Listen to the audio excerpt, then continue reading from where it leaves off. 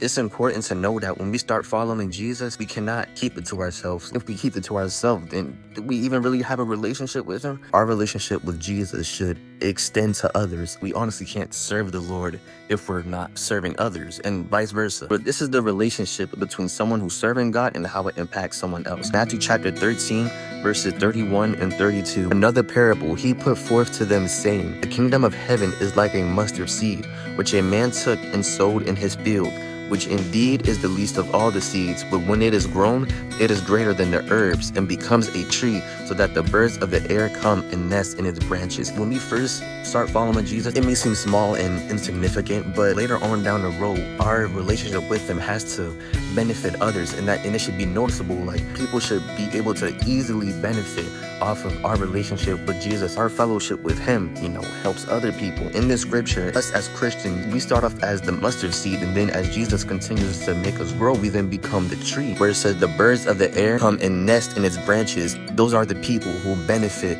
from you serving the Lord. That's showing that Jesus being able to grow us has to help others. People will naturally come and look to us to find that light. We even know that Jesus says, come to me, all who are weary and heavy burdened, and I will give you rest. As followers of Christ, we are the visible representation of Jesus Christ today. So if Jesus gives us rest, people of the world are supposed to find rest in the light that we have because of Jesus. In order for people to benefit from our walk with Christ, they had to have a positive response and be picking up what we're putting down. Matthew chapter 10, verses 11 to 13 says this, now, whatever city or town you enter, inquire who in it is worthy, and stay there till you go out. And when you go into a household, greet it.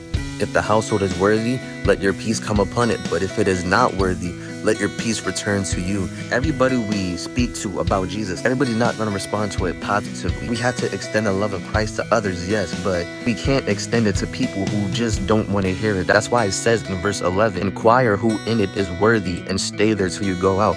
We have to turn on discernment and be like, okay, they're being receptive to this message that I'm telling them about Jesus, so I can continue. But then if we're doing the same thing to somebody who's not receptive, we have to turn on that discernment and be like, okay, they're obviously not following through, so I'm just leave it there. The Bible even tells us to shake off the dust from our feet from those who do not receive us. Jesus tells us to do not give what is holy to the dogs. There's no point in telling spiritual truths to people who's just going to willingly reject it. It's just futile. So we have to turn on discernment and see the people who is willingly receiving it so we can continue to help them go out there and extend the love of Christ to others. God bless.